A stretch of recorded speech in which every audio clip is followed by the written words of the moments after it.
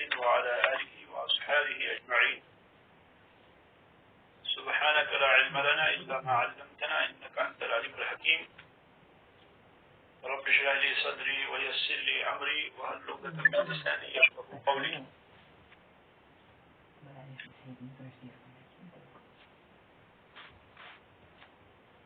آج ہمارا جو موضوع ہے وہ ہے اعجاز قرآن. قرآن کریم کا اعجاز یعنی قرآن کریم کی مشمولات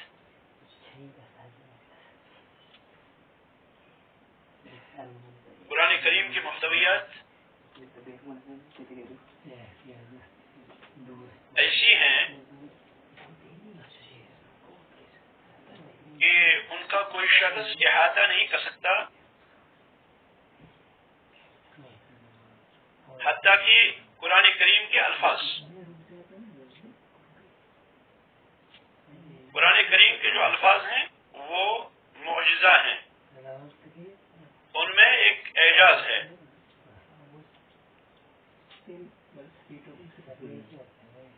اسی لیے علامہ ابن تیمیہ رحمۃ اللہ علیہ فرماتے ہیں کہ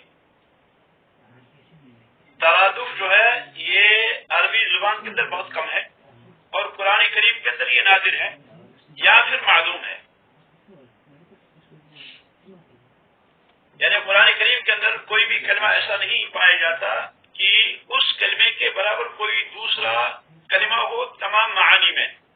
یعنی اگر ایک کلمہ کے جو ہے کئی معنی ہیں تو دوسرا کلمہ جو ہے جس کو ہم اس کا مترادف سمجھیں گے تو اس مترادف کلمے کے اندر، مترادف لفظ کے اندر اس دوسرے کلمے کے سارے معنی نہیں پائے جاتے ہیں، بلکہ یہ تو تقریبی طور بیان ہوتا ہے. یعنی تقریبی طور ایسا کہا جاتا ہے کہ یہ فلاں چیز ہے، یہ فلاں چیز ہے. اور مفسرین جو ہے وہ تقریبی معنی بیان کرتے ہیں ان حروف کا. اس کی ایک مثال دیں گے ہم. مثال جو ہے وہ ہے جیسے کہ شیخ الاسلام ابن تیمیہ رحمۃ اللہ فرماتے ہیں مثلا فی قوله تعالی یوم تمور السماء مورا، یوم تمور السماء مورا وتسير الجبال سيرا وويل يومئذ للمكذبين الذين هم في خوض يلعبون يوم يدعون إلى نار جهنم دعا هذه النار التي كنتم بها تكذبون. سورة الطور، سورة الطور کی 9ویں آیت. اللہ تعالیٰ نے قیامت کا ذکر فرمایا کہ قیامت کا جو دن ہوگا اس دن آسمان جو ہے وہ حرکت کرے گا. آسمان اس دن حرکت میں آئے گا. دوسری آیت میں اللہ تعالیٰ نے فرمایا کہ اذا السماء انفطرت، جب یہ آسمان جو ہے وہ پھٹ جائے گا. دوسری آیت میں اللہ نے فرمایا وَيَحْمِلُ عَرْشَ رَبِّكَ فَوْقَهُمْ يَوْمَئِذٍ ثَمَانِيَةٌ. تو مختلف کیفیات اللہ رب العالمین نے آسمان کی بیان فرمائی قیامت کے دن، اور یہ مختلف مراحل میں ہوگا ایسا.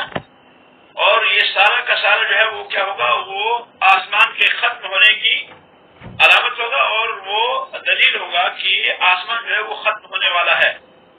تو یہاں پر اس جو آیت ہے سورۃ طور کی آیت نمبر 9، اس میں اللہ تعالیٰ نے فرمایا یوم تمور السماء مورا، جس دن آسمان حرکت کرے گا. تمور السماء مورا، ہمارے پاس جو لفظ ہے جو ہم کو اعجاز قرآن دیکھنا ہے وہ لفظ مور کے اندر دیکھنا ہے.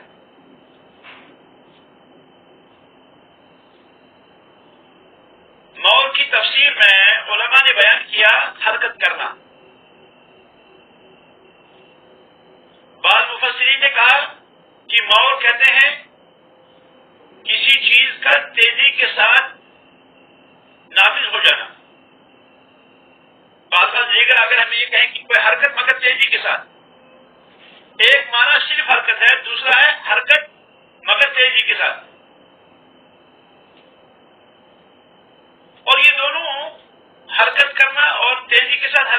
یہ بظاہر جو ہے کیا ہے، غریبی معنی ہے، کیونکہ مول کے لفظی معنی لغوی معنی جو ہے وہ صرف حرکت کرنا نہیں ہے. یعنی اگر ہم مول کا لفظی معنی دیکھیں گے، لغوی معنی دیکھیں گے، تو لفظ مول کا لغوی معنی صرف حرکت کرنا نہیں ہے، بلکہ ایک تو حرکت کرنا ہے اور پھر اس سے مزید کوئی جو ہے زیادہ چیزیں ہیں، اور وہ کیا ہے؟ وہ ہے تیزی. یعنی ایک تو ہوتا ہے حرکت کرنا اور پھر تیزی کے ساتھ حرکت کرنا. تو گویا کہ ہم یہ کہنے میں حق بجانب ہیں کہ قرآن کریم کے اندر جس کلمے کی تفسیر کی جاتی ہے تو اس کی جو تفسیر ہے وہ اس کے معنی کی تحقیق نہیں ہے بالمطابقہ. مطابقہ کہتے ہیں کہ ہو بہو وہی اس کے معنی نہیں ہے.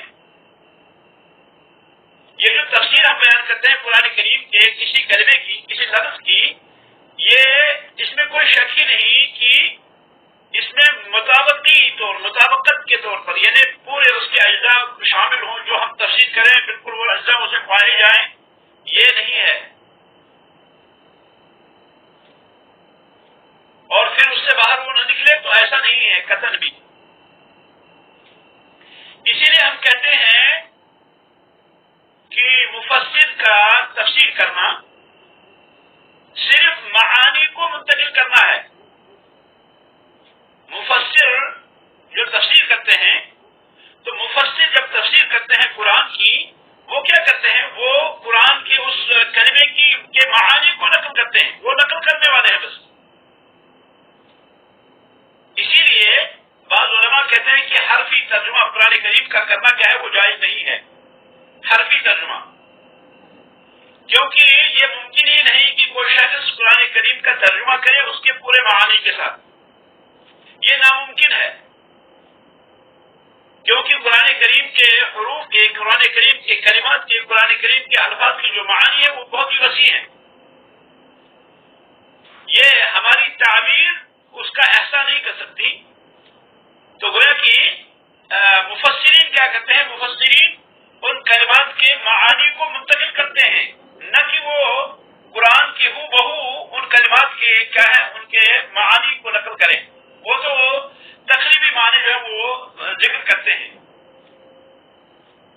رہا اس لفظ کا فی نفسی لغت کے اندر، تو لغت کے اندر ممکن ہی نہیں کہ کسی چیز کی تفسیر کسی چیز کے ساتھ کی جائے.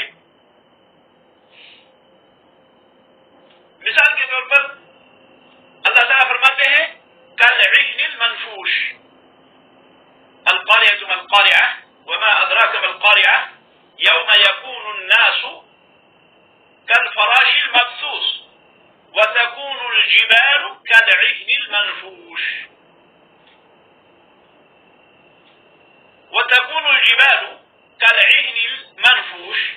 اللہ تعالیٰ فرماتے ہیں کہ پہاڑ ہوں گے كالعهن المنفوش، عہن منفوش کی طرح. عہن ہمارے پاس جو ہے اس پہ تھوڑی توجہ دیں. اب عہن کس کو کہتے ہیں؟ تو عہن کہتے ہیں اون کو.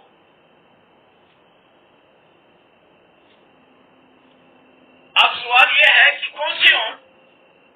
تو یہاں پر یہ خاص حالت ہے اون کی، اس کی حالتوں میں سے. یعنی ایک زمانہ وہ ہوتا ہے کہ یہ اون جو ہے یہ کیا ہے؟ یہ بھیڑ کے جو ہے بھیڑ پر ہوتی ہے. پھر دوسرا زمانہ آتا ہے اس کو پھر پھنڈائی ہوتی ہے. پھر دوسرا زمانہ ہے اس کو جو کاٹا جاتا ہے. پھر جو ہے اور زمانہ آتا ہے اس کی مختلف حالات ہیں. تو یہاں پر لفظ عہن جو ہے یہ خاص حالت کی طرف جو اشارہ کرتا ہے. یعنی وہ اون جو دھنی ہوئی ہو، جس کو دھنا جاتا ہے، تو اس وقت کا جو حال کیا ہے اس حال کو بیان کیا گیا ہے. اسی طرح سے اللہ تعالیٰ نے فرمایا اذا الشمس كورت، اذا الشمس كورت، جب آسمان جو ہے اس کو لپیٹ دیا جائے گا. ہم کہیں گے کورت یعنی یہ گیند کی طرح ہو گئی، یہ لپیٹ دی گئی گیند کی طرح. یہ تقریبی معنی ہے اس کا، کیونکہ تقویر کہتے ہیں اس کو گیند بنانا، لیکن اس کے کے علاوہ اس میں مزید کچھ اوصاف ہیں. اگر کوئی کہنے والا کہے اللہ تعالیٰ کے اس فرمان میں اللہ تعالیٰ فرماتے ہیں فَإِذَا انشَقَّتِ السَّمَاءُ فَكَانَتْ وَرْدَةً كَالدِّهَانِ. فَإِذَا انشَقَّتِ السَّمَاءُ، اللہ فرماتے ہیں جب آسمان پھٹ جائے گا، جب آسمان ٹوٹ جائے گا، فَكَانَتْ وَرْدَةً، تو وہ پھول ہوگا، كَالدِّهَانِ، ترچھٹ کی طرح. تو یہاں پر ہمارے پاس جو لفظ ہے وہ ہے الوردہ. وردہ یہ کیا ہے؟ وردہ اس چیز کو کہتے ہیں جس میں سرخی ہو اور پھر تھوڑا اس میں کھلا ہوا رنگ ہو، یعنی ایک تو سرخی ہو اور روشنی ہو، روشنی ہو اور سرخ ہو، اس کو ہم کہیں گے وردہ. تو یہ جو تعبیر ہے اس کی، یہ کیا ہے؟ یہ تقریبی معنی ہے، کیونکہ یہ وردہ جو ہے عربی اس کا معنی جانتا ہے، لیکن اس کا معنی جو ہے وہ کیا ہے؟ وہ دو کلموں کے ذریعے سے کبھی جو ہے اس کا معنی قریب کرتا ہے، کبھی 3 کلمات کے ذریعے سے اور کبھی 4 کلمات کو لاتے ہیں، پھر وہ معنی اس کا جو ہے قریب ہوتا ہے. اور یہ کیا ہے؟ یہ عربی زبان کے اسرار کے عجائب میں سے ہے. عربی زبان جو ہے، عربی زبان کے راز جو ہیں ان رازوں کے عجائب میں سے ہے کہ ہمارے پاس کلمہ تو ایک ہے، لیکن ہم نے اس کے معنی کو قریب بیان کرنے کے لیے ایک طرح کا جو ہے ذکر کیا، پھر اس کی دوسری حالت کو بیان کرنے کے لیے ہم نے دوسرا کلمہ ذکر کیا، پھر اس کی تعبیر کو ہم نے دوسرے انداز سے پیش کرنے کی کوشش کی تو تیسرا کیا، اور پھر اسی طرح سے 4، کبھی اس سے زیادہ معنی بھی ہوتے ہیں.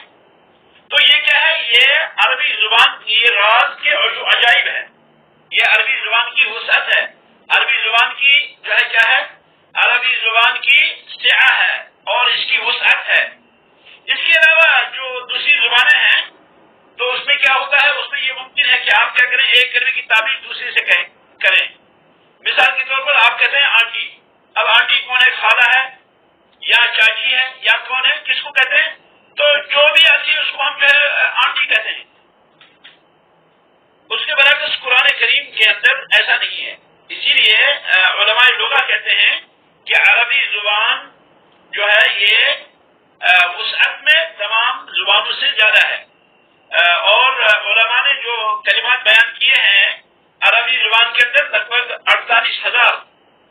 48,000 کلمات کا ذکر کیا ہے کہ 48,000 جو ہے کلمے کیا ہیں وہ پائے جاتے ہیں عربی زبان کے اندر، جبکہ انگریزی میں اتنے نہیں ہیں. انگریزی تقریباً 30,000 آتی ہیں، 28,000 آتے ہیں. اور اس طرح سے دیگر جو زبانیں ہیں ان کی جو حروف تہجی ہیں، ابجدی جو حروف ہیں وہ بہت کم ہیں، لیکن سب سے وسیع زبان جو ہے وہ ہے عربی. اور عربی میں 48,000 کلمات جو ہیں وہ کیا ہے؟ وہ جس کو ہم کہیں گے ابجدی حروف آتے ہیں. تو یہ بالعموم عربی زبان کا جو ہے کیا حال ہے؟ بالخصوص قرآن کریم تو عربی زبان کی ماں ہے، بلکہ قرآن کریم تو عربی زبان کا جو جس کو ہم کہیں گے خزانہ ہے اور مرجع ہے. تو اس میں اور بھی زیادہ وسعت ہے. اور پھر یہ کہ عربی زبان اور کلام اللہ یہ اللہ کا کلام ہے، یہ خالق ارض و سما کا کلام ہے، اور یہ تمام کلام سے، تمام جو ہے باتوں سے، تمام کلمات سے بڑھ کر ہے. اسی لیے اللہ تعالیٰ نے فرمایا وَلَوْ أَنَّ مِنْ شَجَرَةٍ أَقْلَامٍ وَالْبَحْرُ يَمُدُّهُ مِنْ بَعْدِهِ 7 أَبْحُرٍ مَا نَفِدَتْ كَلِمَاتُ اللَّهِ وَلَوْ أَنَّ مَا فِي الْأَرْضِ مِنْ شَجَرَةٍ، اگر پوری کائنات کے اندر کسی ایک ملک کے اندر نہیں، کسی ایک بستی کے اندر نہیں، کسی ایک علاقے کے اندر نہیں، پوری کائنات کے اندر وَلَوْ أَنَّ مَا فِي الْأَرْضِ مِنْ شَجَرَةٍ، جو درخت ہیں اور جو ہے وہ کیا کہ جائے ان درختوں کو کلمے بنا دی جائیں. وَالْبَحْرُ يَمُدُّهُ مِنْ بَعْدِهِ 7 أَبْحُرٍ، اور سمندروں کو پھیلا دیا جائے. سمندر جو ہے، یہ جو سمندر اس وقت موجود ہے ان کو پھیلایا جائے. اور آپ جانتے ہیں کہ سمندر اس وقت جو ہے وہ کیا ہے؟ وہ 7 حصے ہیں، جبکہ خشکی جو ہے صرف 3 حصے ہیں. تو پھر بھی یہ حال ہے کہ سمندر جو ہے وہ کیا ہے؟ 7 حصہ زمین سے وسیع ہے اس وقت بھی، آج بھی. اللہ فرماتے ہیں من بعدہ سبعۃ ابحر، یہ 7 کے ساتھ جو سمندر ہیں ان 7 کے ساتھ 7 اور اس قسم کے ملا دیے جائیں تو کیا ہوگا؟ ما نفذت کلمات اللہ، اللہ کی کلمات جو ہیں وہ ختم نہیں ہوں گی. ولو ان ما فی الارض من شجرۃ اقلام والبحر يمده من بعده سبعۃ ابحر ما نفذت کلمات اللہ. تو گویا کہ کلمات اللہ کے کلمات کی سعت ہے، اللہ رب العالمین کی کلمات بہت ہی وسیع ہیں. اللہ رب العالمین نے قرآن کریم کو نازل کیا، اس قرآن کریم نے عاجز کر دیا فصحائے عرب کو، بلغائے عرب کو. عرب کے جو بلیغ لوگ تھے، عرب کے جو فصیح لوگ تھے، ان فصیحوں کو، ان بلیغوں کو کیا کر دیا؟ قرآن کریم نے عاجز کر دیا. وہ رہ گئے.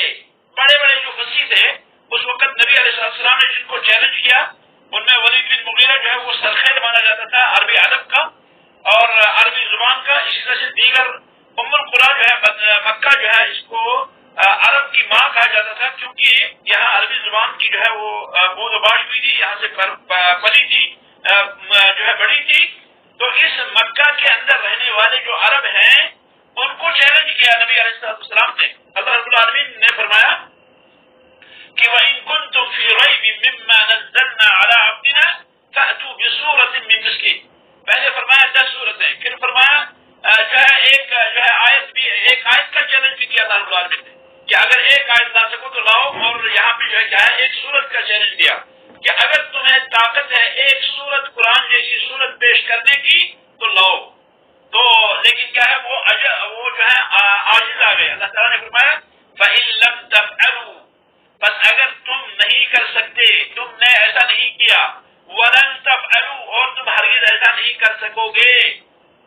لم جب فعل مضارع میں داخل ہوتا ہے تو ماضی منفی کے معنی میں کرتا ہے اسے، اور جب لن داخل ہوتا ہے فعل مضارع پر تو اس کو مستقبل کے معنی میں کر دیتا ہے. یعنی ماضی میں تو تم نے ایسا نہیں کیا اور آئندہ بھی تم ایسا نہیں کر سکو گے.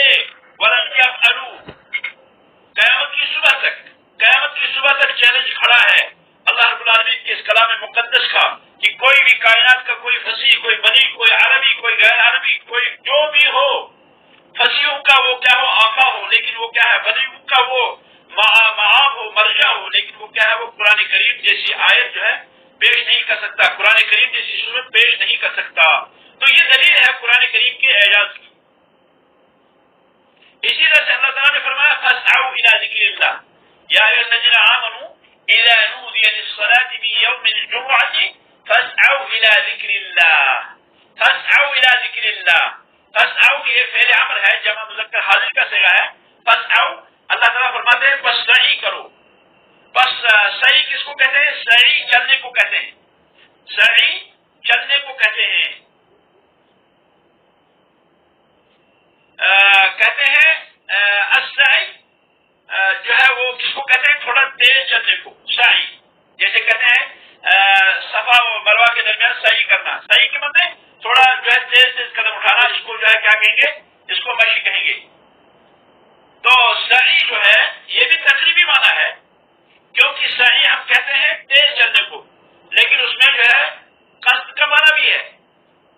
فَاسْعَوْا إِلَىٰ ذِكْرِ اللَّهِ یعنی قصد کرو تم اللہ کے ذکر کی طرف. تو گویا کہ یہ کیا ہے؟ یہ قصد اور رغبت کے اعتبار سے بھی اس کا معنی جو ہے وہ آتا ہے. تو گویا کہ ہم کہیں گے کہ مفسر کو چاہیے، قرآن کریم کی تفسیر کا مطالعہ کرنے والے کو چاہیے کہ وہ یہ جانے، وہ توجہ دے اس بات پر کہ وہ کلمات کو، کسی کلمے کا معنی جو ہے وہ اخذ کرے عربی ڈکشنریوں سے، عربی معجمات سے، جو معاجم ہے ان سے.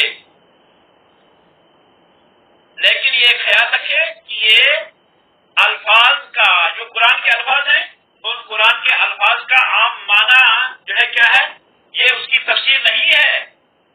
یعنی تمام ڈکشنریوں سے آدمی جو ہے کیا اس کلمے کی جو معنی اخذ کرے، لیکن یہ ذہن میں رکھے کہ یہ جو ہے ان الفاظ کی، اس کے عام معنی کی تفسیر نہیں ہے، بلکہ یہ تقریبی معنی ہے.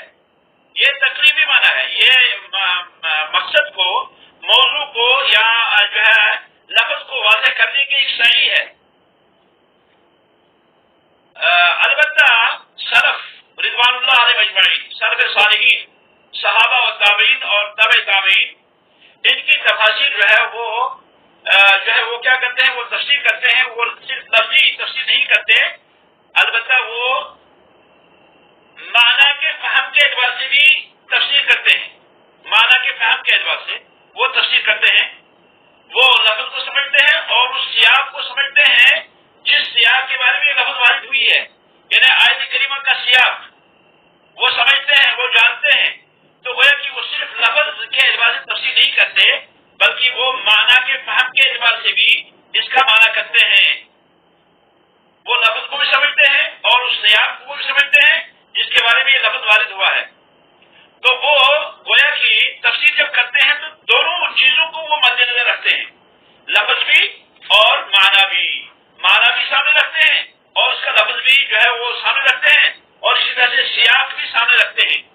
क्योंकि ये सारा जो है वो क्या है, ये कुरान करीम के कलिमात को तकरीबी करीब करने के लिए, उनके माने को करीब करने का एक जरिया है।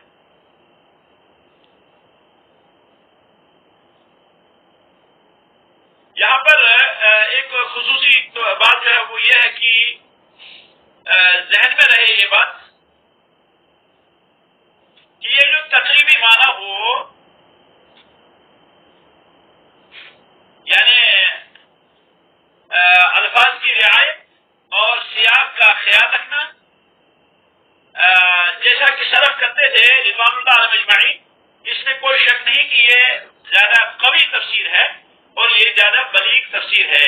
यानी अगर हम इन दो दर्जों का ख्याल रखेंगे, यानी तफसीर करते हुए अगर हमने लफ्ज का ख्याल रखा और लफ्ज की तफसीर करते हुए अगर हमने सियाक और सबाक का जो ख्याल रखा, तो गोया कि हमने सलफ रिज़वानुल्लाह अलैहिम अजमईन के तरीके पे की इत्तिबा की।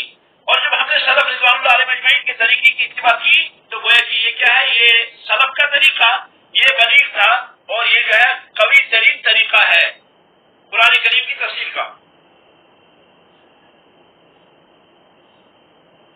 इसीलिए तफसीर के अंदर उलमा जब तफसीर करते हैं तो किसी आलिम का इल्म जितना ज्यादा होता है उसकी तफसीर उतना ज्यादा मकाम हासिल करती है।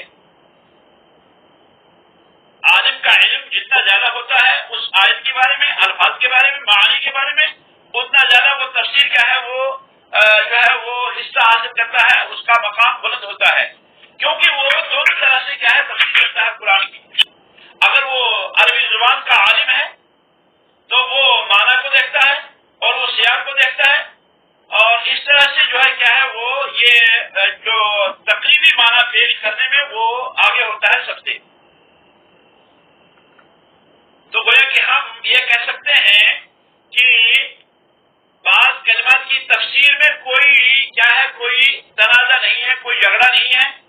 मसलन अगर कोई सरफ में से कोई शख्स बात कलिमात की तफसीर करता है एक कलमे से, फिर आप पाएंगे मुफस्सिरीन में से कि वो दूसरा माना जिक्र करता है, तो इसको हम इख्तिलाफ नहीं कहेंगे, ये इख्तिलाफ नहीं है। बल्कि आप क्या देखेंगे, आप यहाँ देखेंगे कि ये जो दूसरा माना है क्या ये सलफ के मानी के मुशाबे है या ये सलफ के माने के मुजाद है या तजाद है। यानी जब हम देखें कि एक शख्स जो है एक अंदाज की तफसीर करता है और दूसरा शख्स दूसरे अंदाज की तफसीर करता है, तो इसको हम क्या करेंगे, इसको हम इख्तिलाफ नहीं कहेंगे, बल्कि हम ये देखेंगे कि ये जो दूसरा माना कर रहा है क्या ये सलफ रिज़वानुल्लाह अलैहिम अजमईन के माने के मुताबिकत रखता है या कि ये सलफ के मानी, सलफ के किए हुए कुरान के मानी से तजाद रखता है। तो अगर ऐसा है कि वो इख्तिलाफ रखता है, तजाद है, तो उसका अलग मसला है, और अगर वो उनके मानी के मुवाफिक है तो हम कहेंगे कि ये जो है तकरीबी माना है। रही बात अगर तजाद है तो तजाद की सूरत में क्या है, तजाद की सूरत में इसका इनकार होगा, इस पे तनकीद की जाएगी, इसकी तस्दीक होगी। उलमा का काम यह है कि वो तफसीर में तकरीबी तौर क्या करते हैं, वो मानी बयान करते हैं। आलिम वो बयान करता है जो उसने करीबी माना समझा है कुरान करीम की आयत से और फिर लोगों से बयान करता है, और ये जो तकरीबी माना वो पेश करता है ضروری ہے کہ وہ کیا ہو، وہ اصول تفسیر کے آئینے میں ہو، سلف کے اصول تفسیر کے آئینے میں ہو۔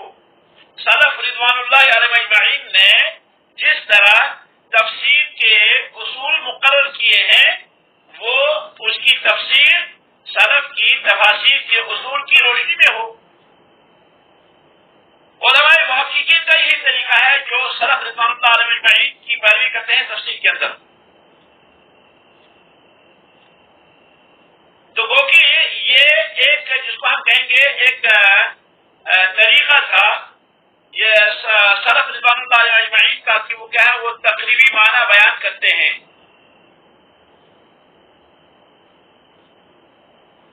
کیونکہ تقریبی معنی بیان کرنا یہ کیا ہے، یہ دیدن ہے، یہ ان کی جس کو ہم کہیں گے ایک خصوصیت ہے، اور بالحتم جس کو ہم کہیں گے وہ معنی نہیں بیان کرتے۔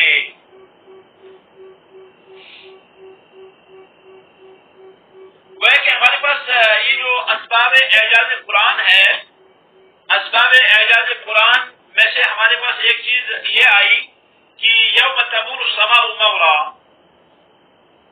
اور اسی طرح سے اس کی دوسری مثال دی جا سکتی ہے، وہ کہیں گے ہم الوحی، وحی جو ہے، وحی کرنا۔ وحی کے معنی کیا ہے بھائی؟ کیا وحی کے معنی خبر دینا ہے، یا وحی کے معنی نازل کرنا ہے، یا وحی کے معنی کسی کو علم دینا ہے وغیرہ؟ یہ سارے کا سارا جو ہے یہ ہے تقریبی معنی۔ یعنی اگر ہم کہتے ہیں، اللہ تعالیٰ فرماتے ہیں اوحینا الیک، انا اوحینا الیک کما اوحینا الی نوح والنبیین من بعد۔ اللہ رب العالمین نے رسول اکرم صلی اللہ علیہ وسلم کو خطاب کیا اور فرمایا انا اوحینا الیک، ہم نے آپ کی طرف وحی کی، کما اوحینا الی نوح، جیسے کہ ہم نے وحی کی نوح علیہ السلام کی طرف، والنبیین من بعدی، اور نوح علیہ السلام کے بعد جو انبیاء گزرے ہیں ان کی طرف، وأوحینا الی ابراہیم واسماعیل، وأوحینا الی ابراہیم وعیسیٰ وموسیٰ وعیسیٰ۔ تو اللہ تعالیٰ نے یہاں لفظ وحی استعمال کیا، تو یہاں وحی کا معنی کیا ہے؟ کیا خبر دینا یا نازل کرنا؟ اسی وجہ سے اللہ تعالیٰ نے فرمایا وَقَضَيْنَا إِلَىٰ بَنِي إِسْرَائِيلَ۔ تو قضا کی معنی کیا ہے یہاں پر؟ کیا اس کا معنی یہ ہے کہ ہم نے بنی اسرائیل کو فیصلہ جو ہے کیا، یا ہم نے بنی اسرائیل کو اس بات کی جانکاری دی؟ کیونکہ وحی کے معنی جو ہے وہ کیا ہے، وہ ہے اعلام سریع خفی، اعلام سریع خفی۔ اعلام مانے جانکاری دینا، سریع مانے تیز، اور خفی مانے پوشیدہ طور، پوشیدہ طور تیز جانکاری دینا، یہ وحی کے معنی آتا ہے۔ اور قضا جو ہے یہ کیا ہے، یہ اعلام سے زیادہ خاص ہے، کیونکہ اس میں انذار بھی ہے اور اس میں وحی کا معنی بھی ہے۔ عرب کے جو تفسیر کی طریقے ہیں ان میں سے ایک طریقہ یہ بھی ہے کہ تضمن الفعل معنى الفعل وتؤديه تعديته۔ عرب فعل کو دوسرے فعل کا معنی پہناتے ہیں، یعنی فعل دو ہے، اس کو تضمین فعلی کہتے ہیں، تو ذات میم یا اور نون، تضمین فعلی۔ یہ تضمین فعل کیا ہوتا ہے؟ یہ ہوتا ہے ایک فعل کو دوسرے فعل کا معنی دینا، اور پھر اس فعل کو متعدی ایسے بنانا جیسے پہلا والا فعل جو متعدی تھا۔ یعنی ہم نے ایک فعل کو دوسرے فعل کا معنی دیا تو ٹھیک ہوا بھائی، فعل کو ہم نے فعل کا معنی دیا، لیکن پھر دوسرا جو نقطہ ہے وہ یہ ہے کہ ہم اس فعل کو متعدی بنائیں اسی طرح جس طرح ہم نے پہلے والے فعل کو متعدی بنایا۔ اس کی مثال ہمارے پاس اللہ تعالیٰ کا فرمان ہے، اللہ تعالیٰ فرماتے ہیں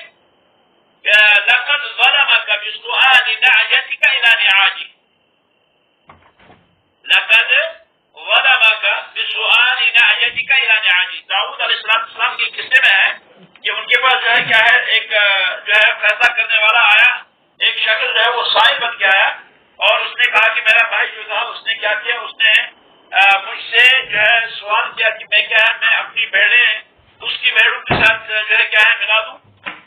تو پورا واقعہ جو ہے سورۃ صاد میں اللہ تعالیٰ نے اس کو ذکر کیا. یہاں لفظ ہمارے پاس ہے لقد ظلمک بسؤال نعجتک الی نعاجہ.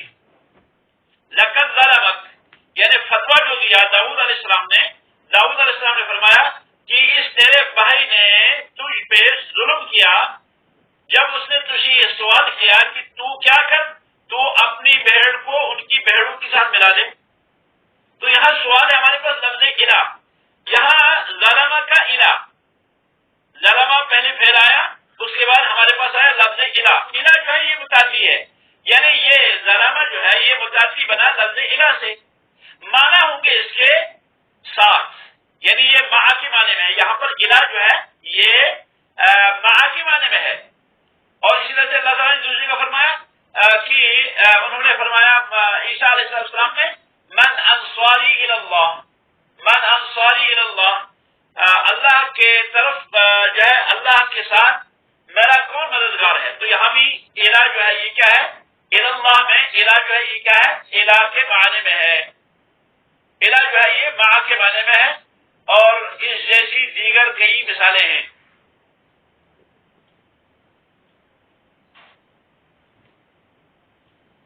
اب جب مفسر یہاں پہ آتے ہیں تو مفسر کیا کرتے ہیں، مفسر یہاں ضرورت ہے اس کو کہ وہ کیا کرے، وہ آیت قرآنی کے اندر کوئی فعل پائے اور پھر وہ جو ہے وہ فعل اس کو جو ہے متعدی بنائے، لیکن فعل متعدی کے بغیر جو کہ عربی زبان کے اندر ہے. اس کو ایسے موقع پہ ضرورت پڑتی ہے مفسر کو کہ وہ کہے کہ حرف التعدیت ھذا، کہ یہ حرف متعدی ہے. مثال کے طور پر علی جیسے ہمارے پاس آیا، اس سے مراد جو ہے من ہے مثال کے طور پر، یا کہے الی اور اس سے مراد جو ہے علی دے مثال کے طور پر. تو یہاں پر اس آیت میں جو ہے لقد ظلمک بسؤال نعجتک الی نعاجہ، تو بعض اہل تفسیر آئے اور وہ کہے الی بمعنی مع، اور پھر جو ہے وہ کیا ہے آیت کا معنی بیان کرے. شیخ الاسلام ابن تیمیہ رحمہ اللہ فرماتے ہیں کہ یہ ایسا کرنا کیا ہے، ایسا کرنا وہ خطا ہے. عربی زبان کے اندر ایسا پایا نہیں جاتا ہے کہ کوئی حرف کسی دوسرے حرف کا نائب بنے. عربی زبان کے اندر کوئی حرف کسی دوسرے حرف کا نائب بنے، یہ ناممکن ہے. صحیح بات یہ ہے کہ فعل جو ہے وہ دوسرے فعل کا معنی جو ہے دیتا ہے. اور یہ جو لقد ظلمک بسؤال نعجتک الی نعاجہ اللہ تعالیٰ نے فرمایا، اس سے کیا ہے، اس پہ اللہ رب العالمین نے یہ جو فرمایا لقد ظلمک بسؤال نعجتک الی نعاجہ، تو یہاں مراد جو ہے وہ کیا ہے، وہ ہے سؤال سے مراد کیا ہے، ملانا. یعنی اس نے تجھ پہ ظلم کیا اپنی جو ہے بھیڑوں کو تیری بھیڑ کے ساتھ ملا کر. تو سوال کی معنی یہاں پر ضم اور علاق ہے.